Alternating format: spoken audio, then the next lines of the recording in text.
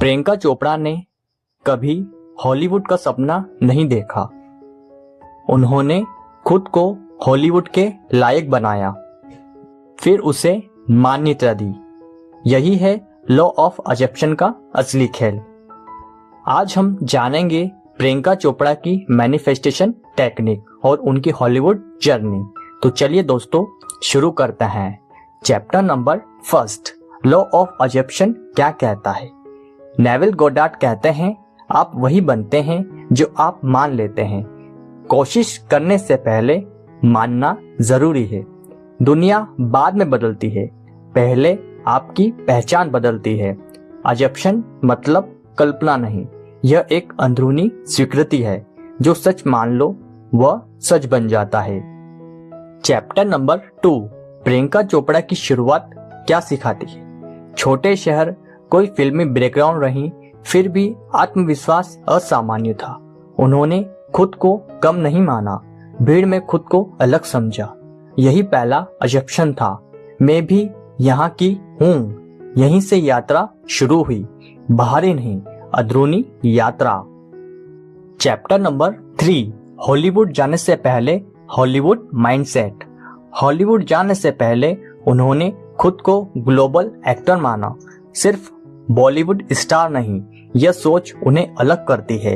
Law of assumption यही कहता है, आप जिस रोल को अंदर से निभाते हो, दुनिया वही रोल ऑफर करती है।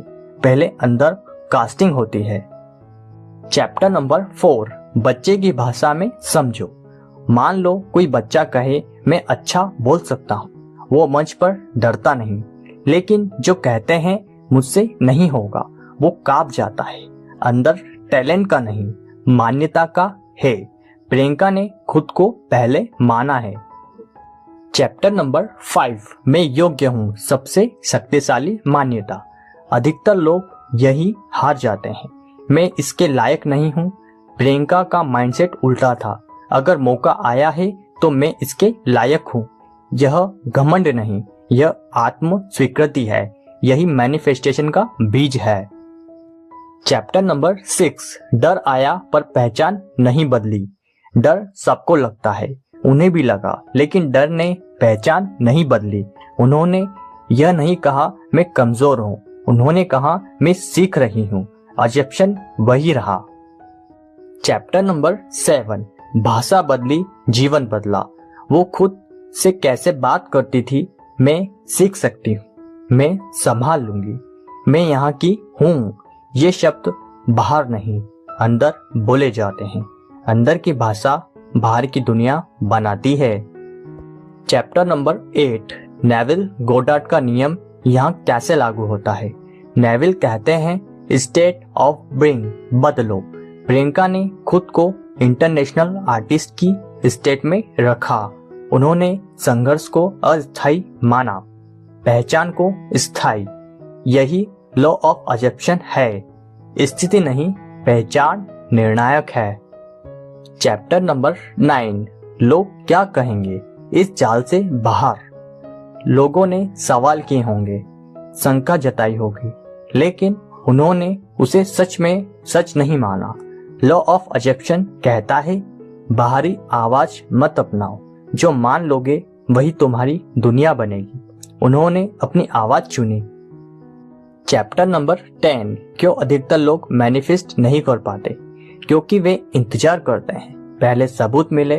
लॉ ऑफ अजम्पशन उल्टा है, पहले मानो फिर सबूत आएगा।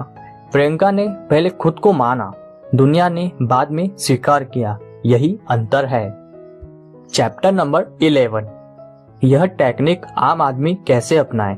तुम्हें हॉलीवुड नहीं चाहिए, पर सम्मान चाहिए, पैसा चाहिए, आत्मविश्वास चाहिए। पहले खुद को उस रूप में मानो जैसे वह पहले से हो। नाटक नहीं, विश्वास। यहीं से शुरुआत होती है। चैप्टर नंबर 12, रोज की छोटी आदतें। सुबह खुद से एक वाक्य, मैं अपने जीवन के लिए पर्याप्त हूँ। रात को एक वाक्य, मैं सही दिशा में हूँ। बस इतना। धीरे धीरे पहचान बदलती है और पहचान ही भाग्य बनाती है। यही आसान तरीका है। चैप्टर नंबर 13, यह जादू क्यों नहीं है? क्योंकि दिमाग निर्देशों पर चलता है। आप जो मानते हो दिमाग उसी अनुसार फैसले लेता है, अवसर पहचानता है, लोगों से वैसा व्यवहार करवाता है। यह मनोविज्ञान है, आध्यात्मिक नियम से जुड़ा जादू नहीं, सिस्टम है। चैप्टर नंबर 14, सबसे बड़ी सीख। प्रियंका की सफलता किसी एक फिल्म से नहीं बनी, एक पहचान से बनी। मैं सीमित नहीं हूँ। अगर आप यह मान लो तो जीवन रास्ते दिखाता है, नहीं मानोगे तो रास्ते दिख भी जाए दिखेंगे नहीं। चैप्टर नंबर 15, अंतिम रहस्य। आप मैनिफेस्ट इसलिए नहीं करते क्योंकि तरीका गलत है, आप इसलिए नहीं करते क्योंकि पहचान पुरानी। पहचान बदलो, मान्यता बदलो, दुनिया अपने आप बदलेगी। लॉ ऑफ अजम्पशन यही कहता है। तो दोस्तों, अगर आपको यह वीडियो पसंद आया हो तो वीडियो को लाइक, शेयर, कमेंट और चैनल को सब्सक्राइब करना ना भूलें।